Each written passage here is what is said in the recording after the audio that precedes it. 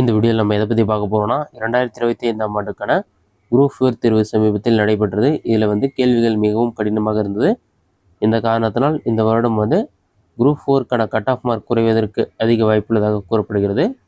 தற்போது TNPSC group 4 எக்ஸாமுக்கான expected cut off mark என்ன என்பதை பற்றி தான் இந்த வீடியோவில் நம்ம டீட்டெயிலாக பார்க்க போகிறோம்.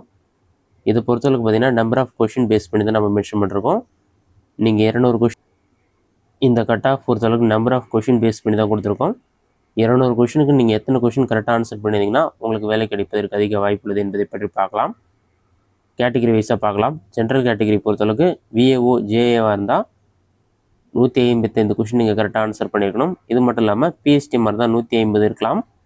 இதில் பார்த்தீங்கன்னா 5 மார்க் குறையவும் 5 மார்க் அதிகரிக்கவும் வாய்ப்புள்ளது. அடுத்ததாக இதுவே நீங்கள் பிசி கம்யூனிட்டியாக இருந்தால் விஏஓ ஜே போஸ்ட்டுக்கு 150 கொஷின்ஸ் கரெக்டாக ஆன்சர் பண்ணியிருந்தால் போதும். பிஎஸ்டிஎம் எலிஜிபிளாக இருந்தால் 145. நெக்ஸ்ட்டு நீங்கள் பிசிஎம் கம்யூனிட்டியாக இருந்தால் 145 கொஷினுக்கு கரெக்டாக ஆன்சர் பண்ணிக்கணும்.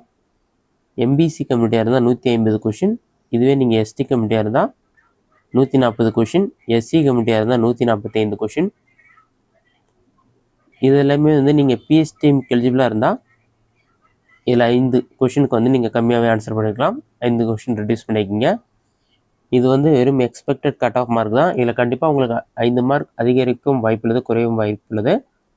கடந்த வருடம் பார்த்தீங்கன்னா 120 கொஷினுக்கு மேலே ஆன்சர் பண்ணவங்க தான் வேலை கிடைத்தது. இந்த வருடம் கேள்விகள் மிகவும் கடினமாக இருந்த காரணத்தினால் கண்டிப்பாக கட் ஆஃப் மார்க் இந்த அளவு தான் இருக்கும். நீங்கள் 150 கொஷினுக்கு மேலே கரெக்டாக ஆன்சர் பண்ணியிருந்தாலே உங்களுக்கு வேலை கிடைப்பதற்கு அதிக வாய்ப்புள்ளது.